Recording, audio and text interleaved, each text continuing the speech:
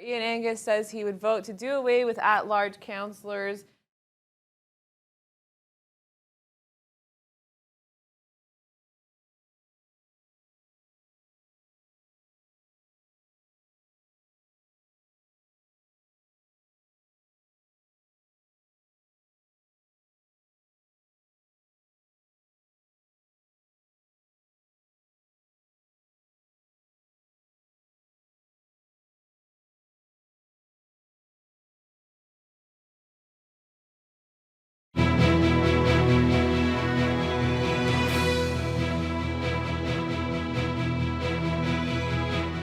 Good evening and thanks for joining us. Councillor Ian Angus says he'd vote to do away with electing at-large councillors, even if that meant he would be forced to run for Northwood Ward councillor. The idea to ask voters if they'd like to elect only at-large candidates was brought forward by Councillor Ken Boschkoff. It comes back for debate at tomorrow night's meeting, but the response has been lukewarm, especially for the 7 ward councillors. McIntyre Ward Councillor Trevor Gertuga's idea, however, is picking up steam. He feels the city should stop electing at-large candidates and only vote for 7 ward councillors, a mayor and a deputy mayor. Angus agrees. He says at-large candidates like himself only get elected by virtue of name recognition. But when people ask me or say they're thinking of running, I'm saying only run in the ward. You know, don't try to run at large. You'll never get there. But you know, pick out your own ward, go knock on every door, and you'll have a much better chance of getting elected. Gertuga is expected to make his amendment at this week's meeting. Meanwhile, Mayor Keith Hobbs will ask to support pressure the federal government to reverse a decision to shut down 9 Veteran Affairs offices, including the one in Thunder Bay. There's a lot with post-traumatic stress disorders, and they need that help right here in their own communities. They don't need to travel or try and get through on a phone call to get those issues dealt with. And I think it's the one area that the Conservative government have made a huge mistake on. The mayor says governments can cut spending in a lot of places, but he feels veterans should be untouchable. Well, a recent study from Health Canada shows that Thunder Bay has over double the amount of radon in homes than the rest of Ontario. Radon is a colorless, odorless, radioactive gas, which is a natural byproduct of uranium decay in the soil. The dense gas seeps up through the soil and is released into basements through cracks in a house's foundation. Radon's main health effect is lung cancer, which is why eyebrows were raised when the study showed that 12% of Thunder Bay homes have high radon levels. Testing for radon is relatively cheap, with devices coming in at around $40, and it's almost the perfect time for radon testing season. The reason why it's important to test during the home heating season is that as soon as you turn your furnace on, you start drawing air, assuming your furnace is in your basement, you start drawing air out of the lowest levels of your house, which then reduces the pressure in your basement, and that sucks the radon gas that's under your home more quickly in through all those cracks. Plans are already being drawn up to increase public knowledge and awareness of radon in 2014. Well, we're approaching the time of year when vehicle owners have to start looking at what they can do to prepare their cars for the winter. The local CAA branch is offering motorists some precautionary tips before the snow hits local roads. Courtney Rutherford has the details. For drivers in the city, road conditions like this might look like your typical fall day. However, the first snowfall is right around the corner. November is the best time to not only start preparing yourself, but also your car for winter driving. Involves a few things. Get an oil change done in the car, maybe a tune-up, make sure the air filter is clean, and the big thing these days is put the snow tires on. Wayne Salatino is the Northern Field Coordinator with CAA. Last year was the busiest winter they've experienced in the past 15 years. On 2 days last winter, it took his crews over 24 hours to make it to some of their calls. Salatino expects this year could be similar, and he's urging motorists to pick up a car kit before it's too late. It has a blanket in it, a small first aid kit. I think it has a help sign in it. So it's stuff that can be left in the trunk. You get stuck on the side of the road, it's stuff that will help you survive stay warm, show that you need help until help does arrive. But a kit isn't all Salatino is hoping drivers purchase. He says it's important to replace your current tires with winter tires before the cold weather hits. People tend to wait until the last minute, and in many cases, it's too late. John Whitehurst is a constable with the Thunder Bay Traffic Unit. He says generally most winter collisions are deemed to be avoidable if the owner had exercised more caution. Not driving according to the conditions, people have to allow that little bit of extra time to get where they're going.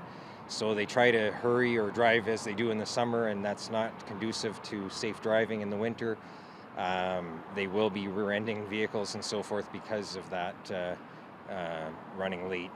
Anyone looking for more information can visit the Thunder Bay CAA branch on Memorial Avenue. Courtney Rutherford, TBT News. Well, some people argue there's no link between poverty and crime, but a new publication series from the John Howard Society of Ontario suggests otherwise. It's called the Counterpoint Session, and the local John Howard facility hosted the first in a series of community education conferences on the matter this past week. Executive Director Lisa Laskowski says those born into low-income families in disadvantaged neighborhoods simply don't have the opportunities to succeed, which many others take for granted. She notes that children living below the poverty line are likely to have more difficulties at school, be victims of abuse, and experience mental health problems, among other challenges. Consequently, they are more likely to be jailed at some point in their lives. So poverty, I don't think people really realize that less than 10% of our population in Canada lives in poverty, yet almost 100% of the prison population comes from that 10%. We incarcerate the poor people, and that impacts their ability to access bail, access resources, and then when they're released, once again, they're released into situations of poverty and homelessness. And that, she points out, is when the vicious cycle repeats itself. That individual will likely once again struggle to meet their basic human needs and ultimately may return to criminal behavior. Laskowski says current crime management systems are ineffective and that more resources need to be spent fighting poverty. She insists that's the only way to truly fight crime. Well, back here in our city, poverty is an issue some residents face daily. Students at Superior High School run a yearly food drive to help provide people with food for the holidays. The 6th annual Halloween for Hunger food drive is an event where students go out and each Halloween and collect canned foods. Once collected, Superior brings them to the mall and builds structures to raise public awareness about the issue.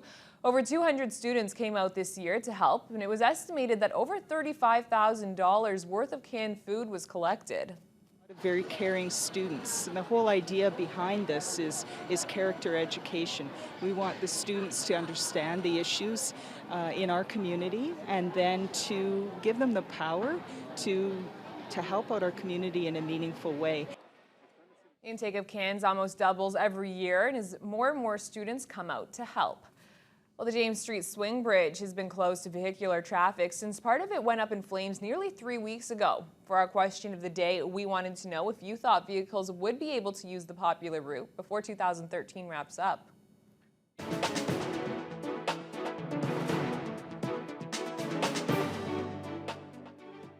I hope so, yeah. How come? Because everybody uses it, and I mean, everyone has to drive around now, and it's a little bit more time consuming, and I mean, everybody loves that bridge. To whether or not it'll be done, I don't really know if it's going to be done because I'm not an engineer or anything.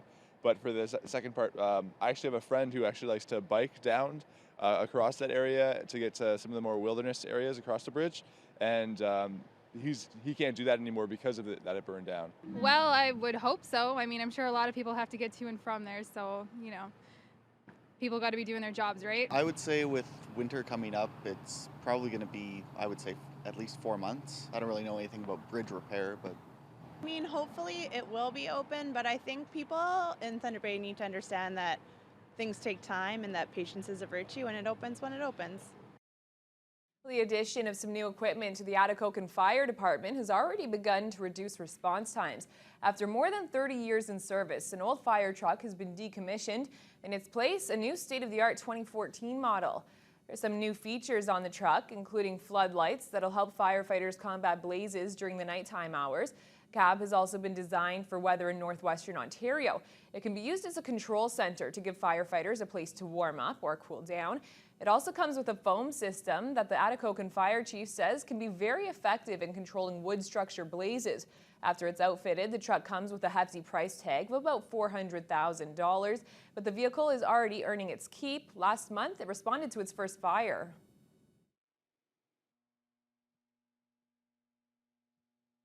Because of the 911 seats we have in it, which the guys are fully geared up when they come out, it increased our response time or decreased our response time. So that was beneficial, and the hose lines came off quickly, and the presets on the pump, everything worked really well, and so we got a quicker response. The Atikokan Fire Department is comprised of 24 firefighters along with the chief. It responds to about 50 or 60 calls each year. Well, the Timeless Classic is being performed at the Community Auditorium tomorrow morning. The movie The Wizard of Oz is celebrating its 75th birthday, and a group from the Eleanor Drury Children's Theatre have a modernized version of the play to perform. Somewhere over the rainbow, skies are blue. The play is basically the same, except some songs and lines have been slightly altered, and some dance numbers are a bit more modern. The group has been working for 3 months on the play, in which a girl named Dorothy gets sucked up into a tornado and brought to the magical world of Oz. Tin Man actress Tia Lunn was full of excitement for their opening performance. I'm super excited. I think we have a great show that's gonna get people excited, especially families, and I'm really excited to just tell this story to people. The Eleanor Drury Group is always looking for children to come out no matter what their experience is with theater. Looks like it should be a fun event. Pretty cool. Love The Wizard of Oz. Great story. Yeah. Great production. Yeah. Should be a good one. Lots to come, lots of football coming up in sports after the break.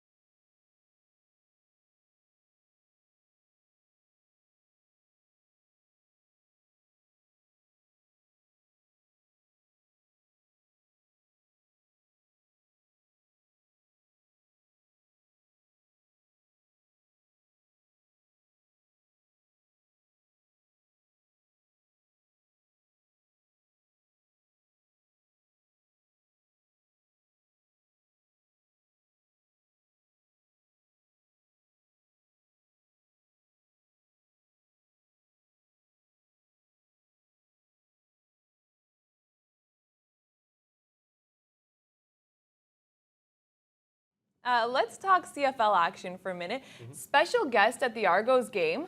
Not who you're thinking. My sister was there. Oh, again. See, look at those surprises. The last time we talked about that, I feel something good happened, right? Yeah. Oh, okay.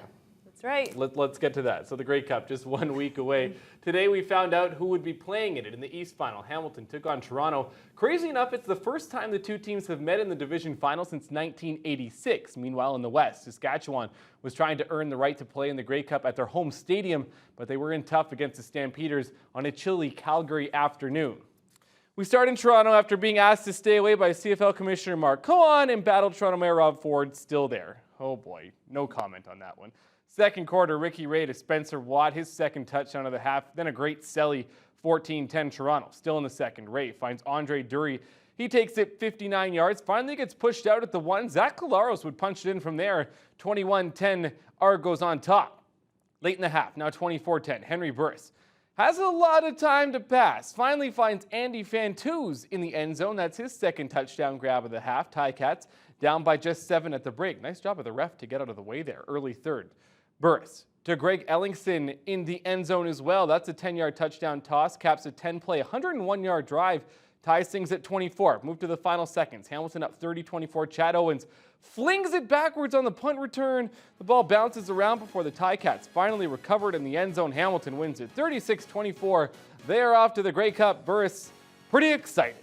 There you go. Rough Riders and Stampeders. Second quarter, 7-6 Saski. Darian Durant to Chris Getzlaff. That's a 7-yard score. Makes it 14-6 Riders. Still second quarter. Kevin Glenn is going to spot Maurice Price across the middle. He's got some running room, but Tristan Jackson tracks him down and strips the football. Saskatchewan recovers. Calgary had 4 first-half turnovers on the ensuing drive. Durant back to pass, looking deep for Weston Dressler. He's got him. Hauls it in for the 37-yard touchdown catch. Riders up 22-6 at the half. Twas just a little chilly for this one. Look at the snow on the ground. That's another good Selly. But Glenn out to start the second half. Drew Tate in at quarterback. Third quarter, Tate going to find a wide open Joe West. When I say wide open, I mean wide open. 46-yard major. Stamps trail 22-13. Move to the fourth quarter. Now 28-13. Watch Corey Sheets bowl over a defender right there. Get out of my way. Bounces it to the outside, goes 30 yards. That led to another Saskatchewan touchdown, and the Rough Riders win this one 35-13. They get to host this year's Grey Cup. So the Grey Cup, again, probably going to be a chilly one in Regina next weekend. Also, don't forget this year's Super Bowl is happening at the Meadowlands in New Jersey. It's the first time in quite a while where the weather could play a factor in the NFL championship game. On a related note, I'm headed to New York City in 3 weeks' time. Plan to go skating at the Rockefeller Center under the huge Christmas tree. Go to Radio City Music Hall to see the Rockettes. Cheryl, super jealous. But I digress. To the Week 11 highlights. Here we go. Jaguars and Cardinals. Michael Floyd had a big day, and the Jaguars just don't know how to tackle. This is a 91-yard touchdown, and Arizona goes on to win this game 27-14. The final guy had almost 200 yards receiving. How about the Jets and Bills? Geno Smith picked off. That's a pick six. He threw 3 interceptions on the day as Buffalo wins 37-14. How about the Raiders and Texans? Rashard Jennings in for the injured Darren McFadden, running hard. Oh yeah, he had 150 yards on the ground as Oakland wins it 28-23 in that one. How about the Skins and Eagles? Nick Foles can throw them, also can run for touchdowns as well. There you go. Philly wins it 24-16. How about the Battle of Ohio? Bengals D coming up big, force a fumble, pick it up, turn it in. They win big, 41-20. How about Randy Sheffy? What a happy guy he is again. Lions and Steelers. Calvin Johnson, another big day for him. Matt Stafford finds him, shakes off the tackle. They were up 27-7 at the half, but they got shut out in the second half. Ben Roethlisberger, a few touchdown passes, 37-27 Steelers winning. How about the Ravens and Bears? 2-hour rain delay in this one, but Robbie Gould wins it in overtime. Yeah, there you go, 23-20 Chicago over Baltimore. How about the Giants and Packers? Stephen Tolzien threw 3 interceptions, including this pick six. How about Jason Pierre-Paul? That's nice. 27-13, Green Bay is reeling. The Vikings and Seahawks. Russell Wilson shovel pass, Marshawn Lynch. That counts, 41-20 in that game as well. Seattle over Minnesota. 49ers Saints, dying seconds. Garrett Hartley wins it for the Saints. 23-20 the final in that one. On the Lakehead University front, the women's basketball team earned a weekend sweep with a 54-50 win over Laurentian on Saturday. Kelsey Bardsley again led the Lady Wolves with a game-high 20 points. Meanwhile, the men's team lost for a second night in a row. Yeah, they lost big 91-68 to the Voyageurs. Dwayne Harvey had 26 points in the losing cause. Now, both those teams return home next weekend. In women's volleyball action, LU couldn't overcome a slow start as they lost to RMC 3-2. The Wolves lost the first 2 sets before storming back to take the next 2, but the comeback came up just short. Also at home this weekend, the Lakehead men's hockey team swept the Concordia Stingers. The Wolves welcomed back netminder Jeff Bosch on Saturday night. He made 21 saves in the 3-1 victory. Actually, kind of once I got going, made my first save, kind of adrenaline takes over and you forget that you had an injury to begin with. So, I felt pretty good, and the guys in front of me were awesome tonight. And, I think I only had 21 or 22 shots against, which is great, which made my workload a little less tonight. He told me, going on the weekend, he says, Macker, my knees feels fine, but it's just my conditioning. It's hard when you're out there, but I had to put him in, and he has to get some games, and he obviously handled it with flying colors. Right off the bat there, they had a couple of quality chances in the first period, and he played really well. LU jumped out to an early 2-0 lead in Saturday's game, but there were a couple of letdowns that allowed the Stingers to keep it close. McDonald was mostly pleased with his team's play despite the lapses. However, the Wolves will be without one of their veterans for at least one game. Trevor Gamache dropped the gloves with Adam Nugent-Hopkins, who's a brother of Edmonton Oilers' Ryan Nugent-Hopkins in the third period. Both are facing a 1-game suspension. I mean, that's something he probably had going with that kid, Nugent-Hopkins. I don't know. I mean, how do I say it? If we were a little farther along in the schedule, and not that the games that we play next weekend are huge, we'd probably have to use our heads a little bit more, because he's a pretty good player for us, and I think we're losing him anyway. But he won the fight, so I guess that's a good thing. The Wolves have 2 more series remaining before the Christmas break, and both are on the road. LU travels to Oshawa for a pair of games against the UOIT Ridgebacks next weekend.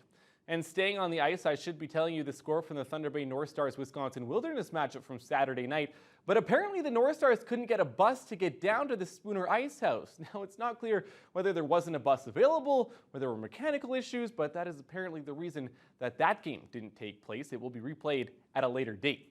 To the NHL. Let's go. Blue Jackets and Sens. Ottawa has never lost at home in regulation to Columbus. Meanwhile, the Jackets trying to avoid a 7th straight road loss. First period, Columbus on the power play. James Wisniewski's point shot is stopped. But Ryan Murray feeds Ryan Johansson, and he buries his 6th 1-0 Jackets after 1. Second period, another Columbus man advantage. Johansson is turned aside by Craig Anderson, but RJ Umberger is there and bats it out of midair on the rebound and into the net. His 5th 2-0 Jackets. Later in the period, Sens on the power play. Jason Spetz, a beauty cross-ice pass to Kyle Turris, but Sergei Bobrovsky says, nah, not in my house. That's a nice save. Just over 2 minutes later, Columbus on a 2-man advantage. Wisniewski's shot is blocked by Chris Phillips. He breaks his stick on the clearing attempt, and Fedor Tutin rips it from the point through traffic. That finds its way through. 3-0 Jackets after 40. Third period, now 4-zip. Ottawa starts to show their frustration. Mark Borowiecki, the elbow on Jared Bowl. Wisniewski quick to defend his teammate, though. That's not pretty. Borowiecki was given 20 minutes of penalties on the play, and Columbus goes on to win this one 4-1, the final. And if there's one guy I'm doing Movember better than, it might be Bill McDonald. But nah, I love you, Macker. Love weather after the break.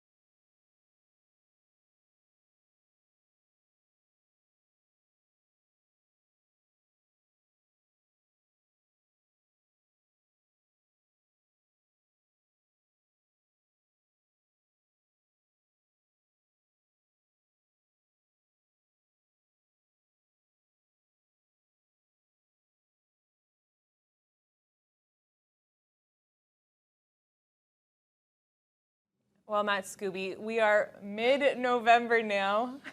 I'm aware of where we are. Yeah. And snow's finally coming. There you go. Overnight tonight, folks. It's exciting. We'll get there in a sec, but let's see what's happening across the country right now. In Vancouver, 7 degrees with a mostly clear sky there. Prince George is at -10. Edmonton and Saskatoon in the deep freeze at -17. Calgary 16. Regina at -8 and Winnipeg -6. That's where the snow starts. As we head into Churchill, we're at -21. Throughout, yeah, a little chilly. Or at least we're in the, whatever, anyway. Toronto, 12 with a little bit of rain. Ottawa, Montreal, 12. Quebec City, 6 degrees with some rain. Matt Scooby.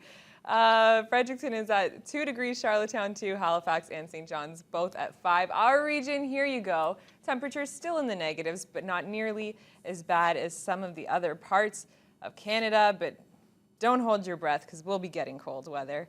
Little bit of snow right now in part of the region. We do have some snowfall warnings throughout the region for tonight. Heading into tomorrow, could be seeing up to 15 centimeters of snow depending on where you are in the region. For tomorrow, temperature is going to stay relatively the same. That's about 5 degrees below seasonal throughout most of the region for tomorrow. Again, going to see a lot of that snow moving throughout the region. Across the North Shore, might be a little bit of freezing rain. For our city right now, overcast, a little bit of light snow, some pretty strong wind. That's going to pick up overnight, and we're going to get about 2 centimeters of snow, 50 kilometers gusts of wind. Over the next few days, expect to see that chance of snow basically carry on straight through until Friday. Friday is where we start getting those cold temperatures, -10 overnight. Getting there. Sorry, it was just how casually you said Churchill was -21. I know, and that's what they are. Churchill is always cold. I know. So I know. It's okay. It's okay. Snow is exciting. I'm excited for snow. Yeah. This is getting itchy though. So. Well. I think I'm just using every excuse to touch my mustache. That's all the time that we have for tonight. Thanks so much for watching. We'll see you again tomorrow.